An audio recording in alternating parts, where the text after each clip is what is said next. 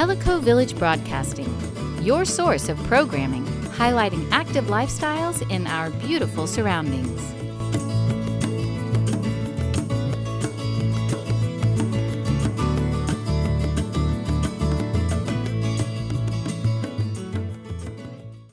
Good morning. We're here today at the First Baptist Church in Tellico Village for a very important reason.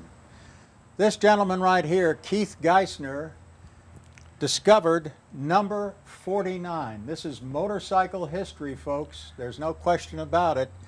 And standing next, but not ironically, right next to Keith, is Mr. Rex Marcy, who lives right here in Tellico Village. We've interviewed Rex before with his 3 famous motorcycles, known best for the Marcy Magnum motorcycle.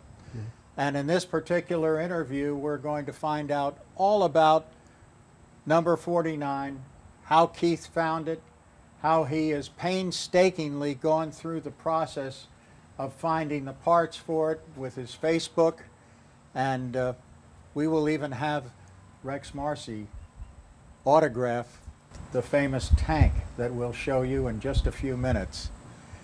Keith, first to you. Good morning, and thank you for joining us here today. Good morning, Elliot. Thanks for having me here today. Tell us about your background, if you would.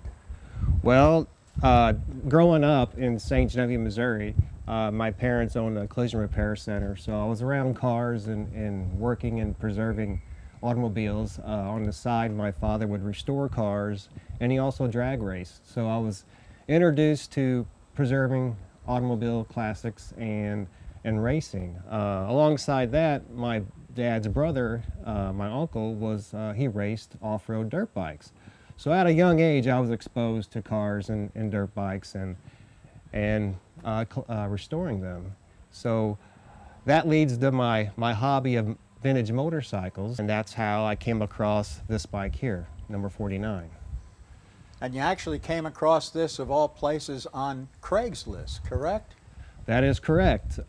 Because vintage cars and motorcycles is my hobby, I'm always on the lookout for good deals. I collect, I restore, I sell, anything to fund my hobby. And yes, one Friday evening, before I went to bed, I pulled up Craigslist on my iPhone, and sure enough, this bike was listed for sale. But at the time, I didn't realize the history that was about to be unfolded.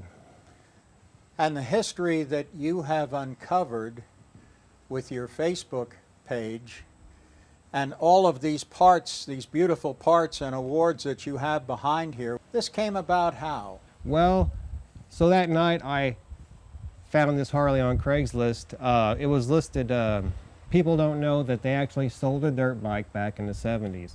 In 1978, they offered a production dirt bike to the public. And when I first saw this online, I'm like, oh, look, a Harley dirt bike. I knew they were rare. They only sold about 1,000 to the public. So not ever owning one, I made an offer to the seller. And luckily, the next morning, he emailed me back and said, you got the highest bid on the bike, it's yours. Still at that time, I thought it was just a production bike.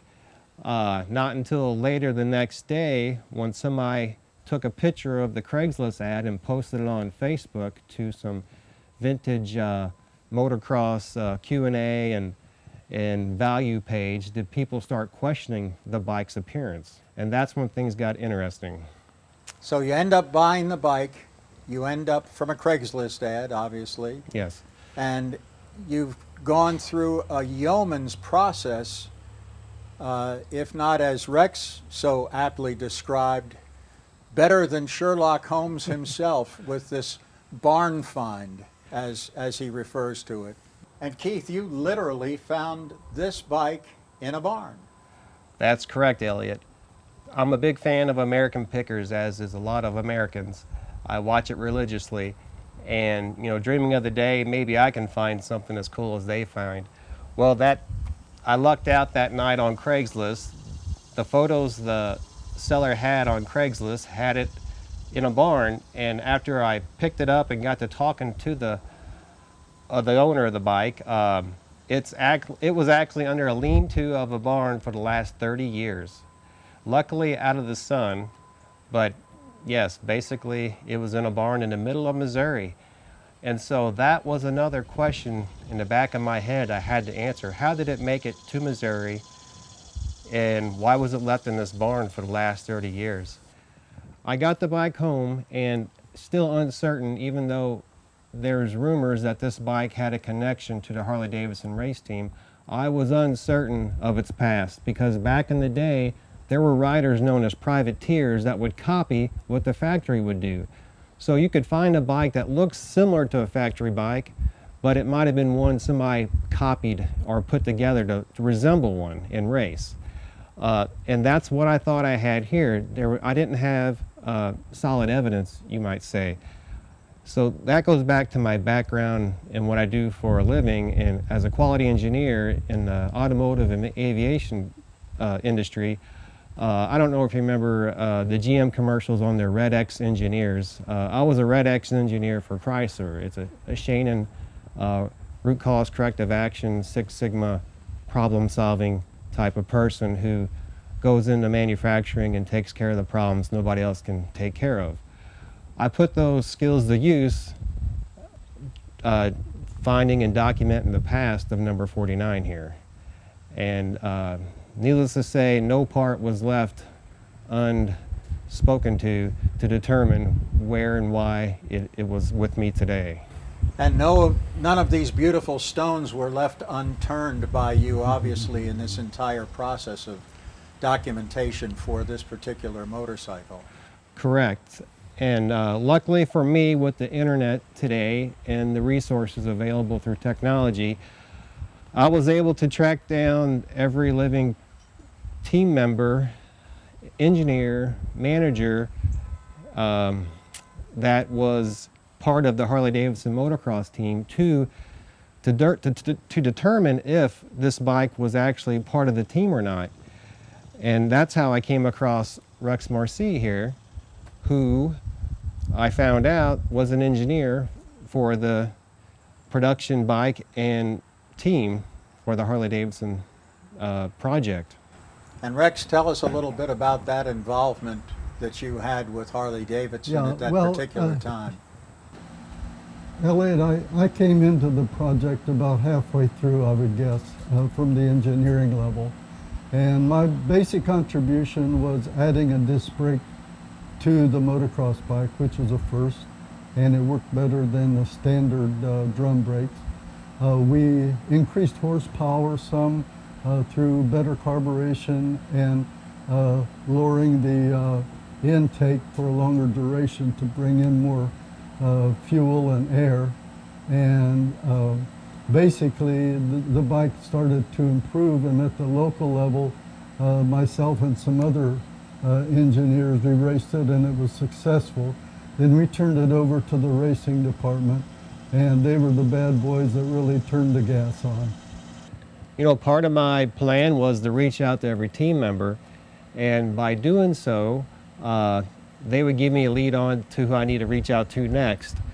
And the first few people I reached out to was the lead mechanic, Don Habermel, who gave me Rex's name and John Ingham's name, who was also an engineer, and he would fill in as manager every now and then as well. John actually sent me the team t-shirt, which was a total surprise to me. I sent Don and John both photos. I had them autographed for me, because not only, I'm a big fan of vintage motocross, so, you know, being passionate, I wanted signed items from the team members. So here I got a nice real t-shirt from John Ingham, and from there he gave me a name to another mechanic who would have traveled with number 49 and 78.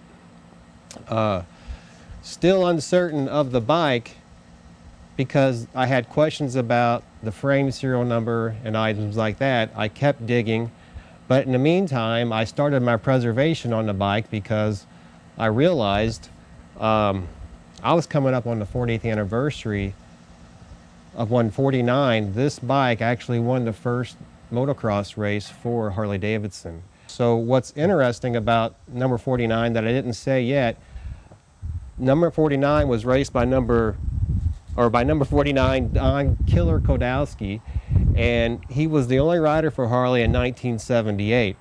So it's ironic that this bike was found with the number plate still on it in place. That was the biggest tip I got the day after I found it. And so as the year went on of me preserving it, cleaning it, inspecting every piece, I would reach out to the team members and ask questions. And finally, after a year of finding it, I got a hold of a team member that could decipher the serial number on the frame, which confirmed its existence on the actual factory motocross team from Milwaukee. And that day was special because I knew all the hard work, all my questions were answered at that point. Almost all the questions. And then you and your wife took a trip to Oregon, if I recall correctly, and you got some motivational experience to sit down and put together the writing of this book. Correct. After the preservation was completed, we got invited up to the Harley Museum on the actual anniversary of the bike winning 40 years ago. So this kind of stuff you couldn't make up. It was a story I had to tell. There was information I uncovered and discovered that the Harley Museum didn't even know about. So me not being a writer, the story was pretty easy to tell because I was not only passionate about it, but it was exciting. So exactly after that museum visit, me and the wife, I needed a break from number 49. So we took a trip to Oregon, McMinnville, and at the B&B we stayed at, there was a little library in the living room, and one morning I started reading a book. I believe it was called Start Something Stupid. Anyways, it was about don't be afraid to take the next step, take risk, and do something new. So that's when I started that morning. I read after the first couple of chapters, I started writing the book, the storyline for this, about my journey with this book. A year after that, I actually published my first book ever. And let's show people the book. I ended up being an award-winning author. My story was published. I self-published a book back in November 2019, and my editor at the time recommended I put in for a few book awards, and the National Indie Excellence Award book awards for self-publishers and new authors. So I actually won a finalist award recently for the book. So they take in everything into consideration, the design, the storyline, how it pulls you in, and you're graded on all that criteria. So yes, I'm an award-winning author now. And you should be for all the work you've done and for everything that you've uncovered about this particular motorcycle. And what we'd like to do is recognize Rex and his contribution to this. Rex, tell us a little bit about your engineering background with Harley. Well, the way I was approached by Harley to work for them was I designed a motorcycle that was unique in the fact that it was a cast magnesium frame bike. And one of the HR people at Harley found out about it, and at the same time they needed someone to take over the motocross project. And since I'd raced and knew how to crash bikes and get run over, they said, this is the guy we want. And so I went up and they employed me, and it was probably one of the greatest experiences of my life. It was 3 years of amateur racing the year round in short track TTs, motocross, ice racing, and also being able to go to Europe with the company there that Harley owned in Varese, Italy. And it was, for me, it was an experience of a lifetime. And you've had a clothing line, Yes, sir. part of which you're wearing right now. Talk about self-promotion. I'm The my Marcy best- Magnum. I'm my best advertisement, yeah. But yeah, I invented the magnetic tank bag, and we sold thousands and thousands and thousands of them. I invented particular items on motorcycle clothing for safety and better ventilation. And I also, Bell Helmets owned me for 6 years, and I created the first 360-degree sleeve for auto racers. I was Mario Andretti and Michael Andretti, Shirley Muldowney, people like that were people that I fitted, and I did the research and the design development of them. So here you are today, Yep. a resident of Tellico Village, I'm and we're proud of proud it. of that. Yes, sir. We're very blessed to have you and Kay. Thank you very much. And, It's great to be here. And so this whole circle with 49 has come full circle. From where you started with an ad on Craigslist back in Missouri to now all the way to Tellico Village and your association with Rex. That's correct. And the gas tank I'm going to have Rex sign today, along with a couple other items, were some items I took to the museum visit to, and that's what started the signature journey. And so after Rex, there's about 3 more team members I will go visit and have them sign as well. Let's take care of one of the most important functions of this, and that's the tank signing. This is a 1976 Harley-Davidson motocross team tank that I came across in my studies. And it's been signed by over a dozen members so far of the team. So Rex is going to add his signature with the rest of the team he supported.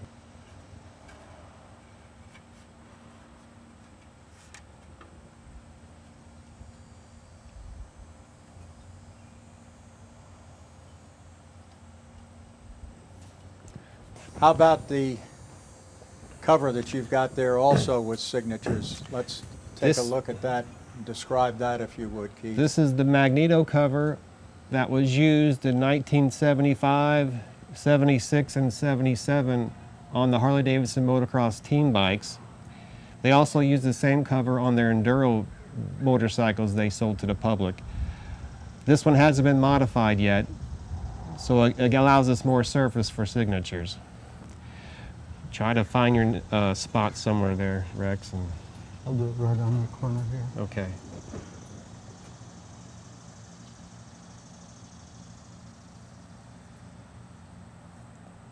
There you go. Thank you. Thank you. 2 Rex Marcy autographs. That is most unique. And then That's what my parents said. this is a photo book I put together for my museum visit, which documents the start and finish of my preservation of number 49. And I'm also having team members sign it as well. Now, ladies and gentlemen, if you like motorcycles at all, and I wouldn't imagine that everyone does to some point in time, and I read just the other day that by 2025, there'll be 25% of the owners of motorcycles will be ladies. Ladies, imagine that, but it's very, very true. But going back to your day in the time, Rex, and Keith, tell us with your research about the lady that you uncovered as the motorcycle mechanic for Harley-Davidson. During the book assembly, I was reaching out to dozens of photographers who would have had photos of the team back in the day to add to my book. One of those photographers was named Lyndon Fox. He had hundreds of thousands of photos from back at the golden age of motocross. One of the photos he sent me had a team bike in the corner with a lady running towards it in a mechanic's outfit with that t-shirt on. I figured it was somebody's wife or girlfriend. And when I questioned the team about it, some forgot, some thought, I think she was a mechanic, and that blew my mind, a female mechanic back in the day. That was kind of rare. Come to find out, her name was Karen Germo, and I tracked her down through a previous contact of hers, and she was happy to talk about her time with the team, and I'm looking forward to visiting her one day and getting her autographs as well. Let's talk about some of these parts, Keith. When I bought the bike, it also had the team front fender, which was, again, unattainable today. When I found the bike, there were some pieces missing or that were not correct for the bike. And my goal was to put the bike back exactly how it was at the Harley-Davidson Motocross factory team. One of those items was the motor head. I found out the motor wasn't correct for the bike, and luckily enough, I found the motor and I found a head for it. This head was only used 1 year, so it's very rare to find. To find parts that were missing, I cold called dealerships, cold called everybody. You know, the squeaky wheel gets the grease, and luckily it worked out for me. Another item that was missing on the bike that I found out and sourced was the silencer. The silencer was just an aftermarket silencer the team bought. A lot of the parts the team used on the bike were items you could purchase. The frame was purchased, the forks, the suspension, the swing arm. These were all made by aftermarket companies in the United States. So for example, the rear shocks or Fox shocks, when I found the bike, it had production shocks. So that was an issue with me, because that led me to think, well, was it a privateer bike? There again, was it a copycat bike? I wasn't for sure. So to be accurate with this bike, Fox date coded their suspension. So I got the correct date code of the rear shocks that should go to this bike. I sourced those. Keith, you've worked very hard to make this bike historically authentic. I'm very fortunate to have this bike in the complete form as it is today. It's rare without question. Correct. I've been asked to take it to shows and leave it overnight, and people don't understand this is a one-off bike. You can't find these fenders anymore. This was a real rear fender from the team. These decals were placed on by the mechanics. When I found number 49, the fender that was on it was broke off. Somebody flipped it over at one time. I was lucky enough to find an actual team rear fender to match it back up with the bike. I was lucky when I found the bike that the number plates were still in place, along with the front number plate, which isn't bolted on. It's held on by a bracket that grabs around the fork tube, so it could easily be pulled off. But for over 30 years, it sat in a barn untouched. What's interesting about this bike, and the four names behind me, is the Harley race team was only in existence from 76 through 78. And every few months, they would go through changes on the configuration of the race bike. This bike was the last configuration the team would have used. So in late 77, they switched to this configuration of the bike with the C&J frame, cross-up swing arm, Fox air shocks. And at that time, 3 of these riders would have raced it in late 77.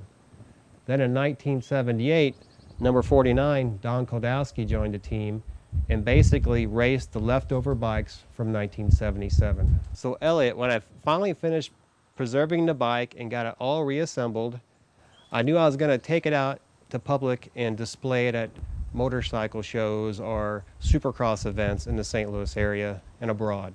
I thought no better way to present this bike than on a replica team bike stand. This is a replica of what the team would have actually used in the pits at the races. They made their own box stands. And what was funny about this, when I took the photos of the bike on the box stand and sent it to the team members, even the head mechanic had to take a double take, and he's like, how did you find a stand that we made 40 years ago? But then he said, no, that stand's too pretty to be one of ours. This could be the last bike raced by the Harley-Davidson motocross team. If you want to learn about the things I uncovered about this bike, the history of the team, you can find them in my book, Finding Number 49, and America's Forgotten Motocross Team. And they can get the book from your website, right? Correct. It's available on Amazon, Barnes & Nobles, anywhere books are sold, you could buy it. But the only place you can get an autographed copy is through myself. If you'd like to order a book from myself, autographed, please email me at kgeisner@hotmail.com. You've also got a second edition of the book that you're planning to do. Tell us a little bit about that. Well, Finding Number 49 was just the beginning. In the book, I uncover another motorcycle with history, which branches off into a book all of its own. So stay tuned for the second edition of Finding Number 49, out in a couple of years. We will definitely do that. Thank you so much, Keith. It's a fantastic book. Thank you, Elliot.